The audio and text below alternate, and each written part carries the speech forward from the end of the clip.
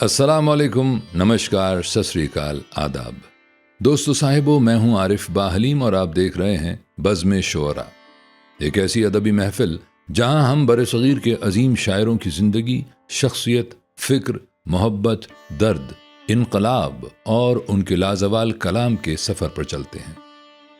یہاں ہم صرف اشعار نہیں سنیں گے بلکہ ان لفظوں کے پیچھے چھپی ہوئی روح، تاریخ، جذبات اور زمانے کی دھڑکن کو بھی محسوس کریں گے۔ وہ شاعر جنہوں نے محبت کو زبان دی، انقلاب کو آواز دی اور انسان کے اندر چھپے احساسات کو ہمیشہ کے لیے لفظوں میں قید کر دیا۔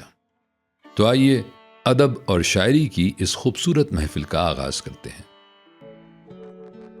ہمارا ماننا ہے کہ کتاب جو ہے وہ ہم سفر ہے، کتاب جو ہے زندگی کی۔ بلوچستان کی عوامی داستانوں میں ہانی اور شہ مرید غالباً سب سے پرانی طرح لوگ کتابوں سے جڑ جائیں، علم۔ یہ سن 1951 کی بات ہے کہ میں نے شاید احمد دہلوی کی زبانی ان یادوں کی دلچسپ۔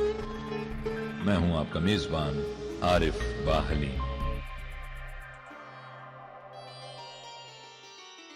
آج ہم جس عظیم شاعر، فلسفی اور رزمیہ داستان نگار کا ذکر کرنے جا رہے ہیں، انہیں ہندوستانی تہذیب، سنسکرت ادب اور دنیا کی قدیم ترین شعری روایتوں میں ایک غیر معمولی مقام حاصل ہے۔ وہ شخصیت جسے آدی کوی یعنی دنیا کا پہلا شاعر بھی کہا جاتا ہے۔ جی ہاں، آج کی اس ادبی محفل میں ہم بات کریں گے عظیم شاعر والمیکی کی۔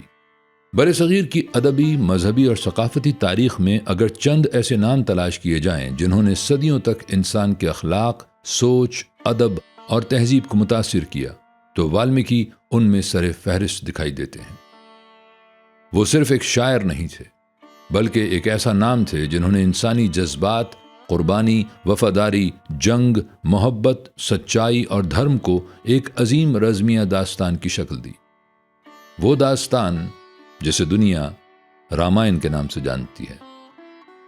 کہا جاتا ہے کہ ہزاروں سال پہلے ہندوستان کی سرزمین پر ایک شخص تھا جس کا نام رتناکر تھا۔ بعض روایت کے مطابق وہ جنگلوں میں رہنے والا ایک ڈاکو تھا جو مسافروں کو لوٹتا تھا۔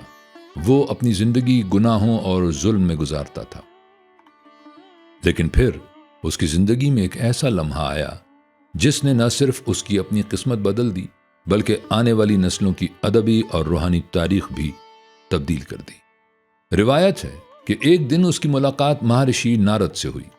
نارد نے اس سے ایک سادہ سا سوال پوچھا۔ انہوں نے کہا، تم یہ گناہ اپنے خاندان کے لیے کرتے ہو، لیکن کیا تمہارا خاندان تمہارے ان گناہوں میں بھی شریک ہوگا؟ رتناکر نے بڑے اعتماد سے جواب دیا کہ ضرور ہوگا، لیکن جب اس نے جا کر اپنے اہل خانہ سے پوچھا تو سب نے صاف انکار کر دیا۔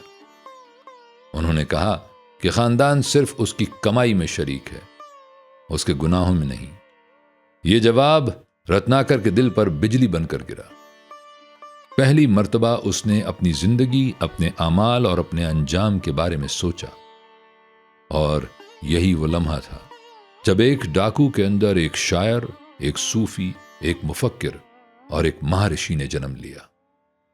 کہا جاتا ہے کہ اس کے بعد رتناکر نے جنگل میں سخت تپسیا شروع کی۔ وہ اتنی دیر تک مراقبے میں بیٹھا رہا کہ اس کے جسم کے گرد دیمکوں نے گھر بنا لیے۔ سنسکرت زبان میں دیمک کے گھر کو والمیک کہا جاتا ہے اور اسی نسبت سے وہ والمیک کہلائے۔ یہ محض ایک مذہبی روایت نہیں بلکہ انسانی تبدیلی کی ایک عظیم علامت بھی ہے۔ وہ یہ کہ انسان چاہے کتنا ہی گناہگار کیوں نہ ہو، اگر وہ سچائی کی طرف پلٹ آئے تو اس کے اندر سے روشنی پیدا ہو سکتی ہے۔ اور شاید یہی وجہ ہے کہ والمیکی صرف ایک شاعر نہیں بلکہ روحانی ارتقاء کی ایک علامت بھی سمجھے جاتے ہیں۔ والمیکی کی سب سے بڑی پہچان ان کی شہرۂ آفاق تصنیف رامائن ہے۔ رامائن دنیا کے قدیم ترین رزمیہ ادب میں شمار ہوتی ہے۔ یہ صرف ایک مذہبی کتاب نہیں بلکہ ایک مکمل تہذیبی، اخلاقی اور ادبی دستاویز ہے۔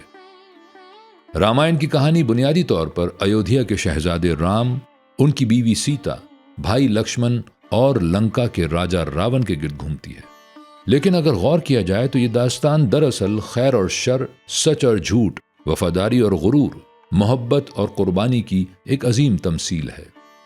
वाल्मीकि ने रामायण को सिर्फ किस्से के अंदाज में नहीं लिखा, बल्कि शायरी के कालिब में ढाला, और यही वजह है कि उन्हें दुनिया का पहला बाकायदा रज़मिया शायर भी कहा जाता है। एक दिलचस्प रिवायत यह भी है कि शायरी की पहली बाकायदा तख्लीक भी वाल्मीकि के मुंह से अचानक निकली। कहा जाता है कि एक दिन उन्होंने जंगल में एक परिंदे के जोड़े को देखा। शिकारी ने अचानक नर परिंदे को तीर मार दिया। मादा परिंदा गम से तड़पने लगा। यह मंजर देखकर वाल्मीकि के दिल में शदीद दर्द पैदा हुआ और उनके मुंह से बेख्तियार एक मिसरा नुमा दुआ या बद्दुआ निकली, और यही संस्कृत शायरी का पहला श्लोक माना जाता है।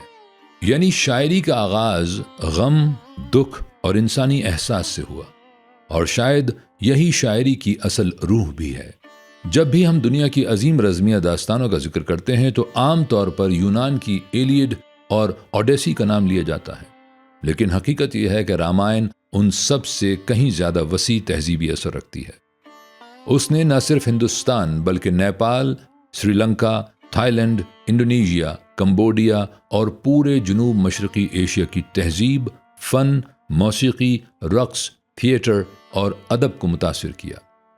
आज भी एशिया के कई ममालिक में रामायण को मुख्तलिफ अंदाज में पेश किया जाता है।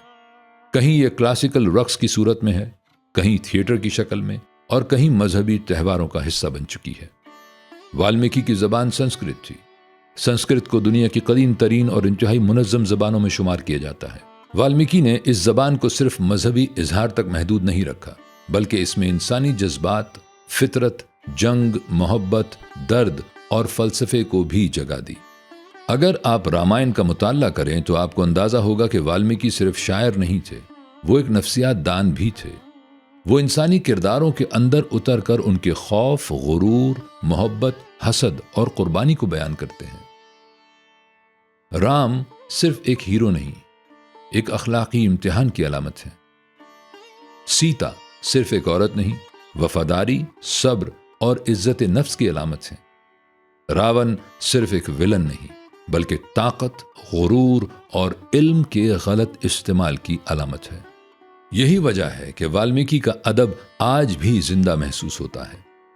वक्त गुजरने के साथ दुनिया बदलती रही, जबानें बदलती रहीं, सल्तनतें खत्म होती गईं, लेकिन वाल्मीकि का नाम बाकी रहा। उनकी शायरी ने सिर्फ मजहबी फिक्र को नहीं, बल्कि अदब को भी एक नई समत दी। बाद में आने वाले बेशुमार शोरा, फलसफियों और दास्तान निगारों ने उनसे असर लिया। बरसगीर की दास्तान गोई, क्लासिकी अदब और रज़मिया शायरी में आज भी उनकी झलक महसूस की जा सकती है। वाल्मीकि की जिंदगी हमें एक और अहम सबक देती है, वो ये कि अदब सिर्फ अल्फाज का खेल नहीं होता।